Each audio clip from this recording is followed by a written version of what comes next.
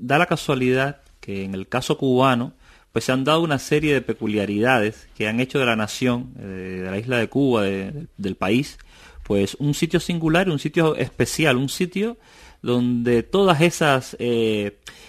premisas necesarias para que se diera un sistema no capitalista exitoso, pues estaban dadas allí. Y como estaban dadas allí, pues de ahí precisamente el peligro del ejemplo cubano. Cuando una persona mira a Cuba y mira, por ejemplo, que en Cuba el gobierno, a pesar de todas sus limitaciones, a pesar del bloqueo, etcétera, etcétera, es capaz de darle a la población cubana atención estomatológica gratuita, por ejemplo,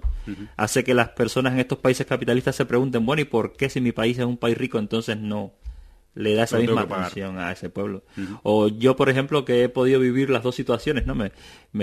Siempre que me hacen pagar algo aquí, siempre digo, bueno, porque si en Cuba esto no me lo hacían pagar, ¿por qué me lo están haciendo pagar aquí? O sea, estoy pensando en, por ejemplo, que me viene así a la cabeza, no sé, lo de mi hija, por ejemplo, en el colegio, que tengo que pagar para que pueda ir de campamento, ¿no? Entonces digo, bueno, pero ¿por qué el transporte tengo que pagarlo si allí nosotros cuando éramos estudiantes no pagamos nada de estas cosas? ¿O por qué tengo que pagar los estudios? ¿O por qué tengo que pagar esto? Entonces, claro, te lo cuestionas y yo pues, pienso que todo el que conoce la realidad cubana pues se lo cuestiona y ese tipo de cuestionamiento termina minando de alguna manera las bases del sistema y es un tipo de cuestionamiento que no conviene, que no quiere que la gente se haga, que no quiere que la gente lo sepa y por eso el aislamiento informativo con respecto a la Revolución Cubana. Y otra cosa muy importante es que cuando triunfa la Revolución, bueno, hay dos cosas, ¿no? En primer lugar, cuando vamos a la historia de Cuba, nos encontramos con que una isla rica, una isla poderosa, porque realmente en el año 1800 La Habana era la ciudad más importante de América, durante toda esa primera mitad del siglo XIX, Cuba era un país muy floreciente, una colonia muy floreciente, pero bueno, muy floreciente como país, y luego pues se da un proceso revolucionario muy radical allí, que crea las condiciones para que nuestro pueblo fuese un pueblo, bueno, pues preparado en la guerra, fuera un pueblo aguerrido. Y luego todo este espíritu de lucha desde el cual se nutrió el espíritu cubano durante todo el siglo XIX, luego repercute en la revolución ya del siglo XX, en todas las luchas contra los sistemas neocoloniales, porque hay una cosa muy importante, en Cuba la realidad es que desde 1902 hasta 1959 el pueblo cubano fue votando a la izquierda en cada una de las campañas presidenciales, siempre fue votando a la izquierda, o sea, no ha pasado como quizás puede haber pasado en estos otros países, que sea esa especie de alternancia, que se vota pues un poquito más a la izquierda, pero enseguida se regresa a la derecha. En el caso cubano esto no ocurrió, en el caso cubano se estuvo votando a la izquierda constantemente, y bueno, a pesar marcado todo este proceso con las 3 intervenciones norteamericanas al país, porque muchas veces cuando el mismo pueblo con su empuje hacía que estos gobiernos de derechas se les fueran de las manos la situación en Cuba, pues enseguida solicitaban la invasión norteamericana, que gracias a la enmienda Platt pues se podía hacer constitucionalmente, o sea, los norteamericanos con su ejército entraban en Cuba con toda tranquilidad, y de hecho, de 1906 a 1909, pues lo hicieron varias veces. Entonces, bueno, estamos hablando de esta situación, estamos hablando de que ya en los años 50, una vez que ya el pueblo está cansado de la opción de Fulgencio Batista, una persona que en su día fue considerado como una opción válida, porque en 1933, cuando esta revolución de la sargentería y con el golpe de Estado que dio tal, pues bueno, sí, el pueblo tuvo esperanza en este señor, pero bueno, ya después, cuando en el año 1940, 1944, pues tuvimos la experiencia del batistato, pues ya el pueblo se había cansado de todo esto, y por eso ya el 10 de marzo de 1952, cuando da el golpe de Estado, pues ya era una situación insostenible para el pueblo cubano. Y pues de ahí el apoyo popular al movimiento de Fidel Castro, un movimiento que triunfa con un apoyo popular enorme, que podríamos estar hablando de un 90% de apoyo popular. Y ya luego, que en los primeros años de revolución, pues todas estas personas que estaban en contra del sistema se fueron a los Estados Unidos, pues quedó una masa a favor de la revolución muy importante. Y el hecho de que hoy, después de bloqueo, después de todas las difíciles circunstancias que ha vivido la nación cubana, exista una mayoría importante de apoyo a la revolución, demuestra el éxito del sistema.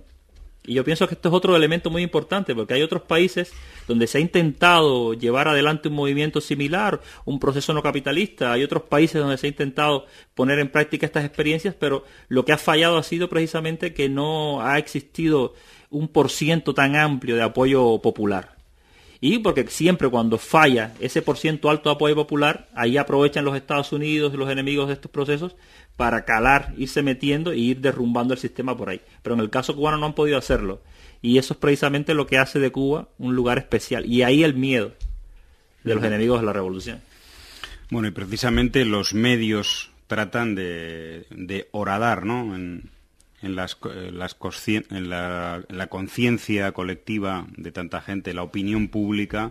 para poder justificar, finalmente algún tipo de intervención en el sistema y en el país. Y habla Ángeles Díez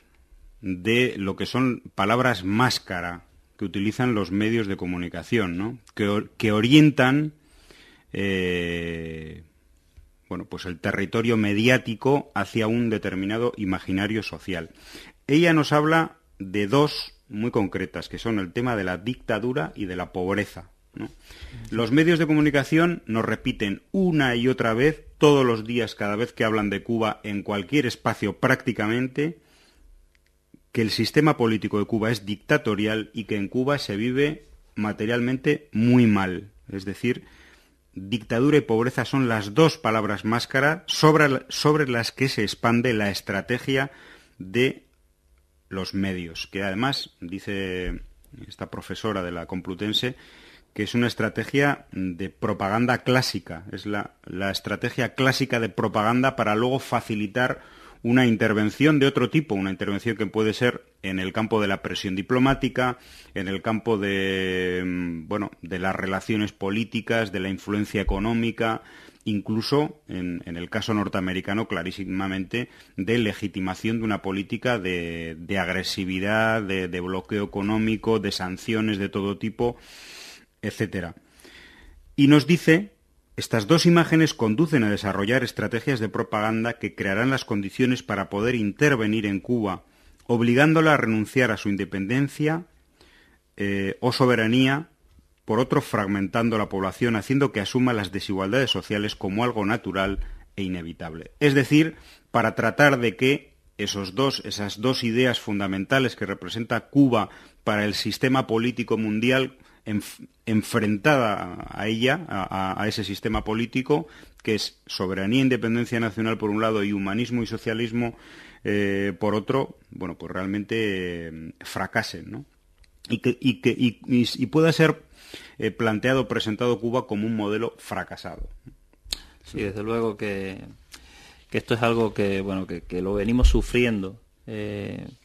durante años, y sabemos que son estrategias tanto del gobierno norteamericano como del sistema capitalista aferrado a seguir subsistiendo, porque realmente estamos viviendo con un mundo donde cada vez su propia supervivencia como sistema cada vez está más puesta en tela de juicio.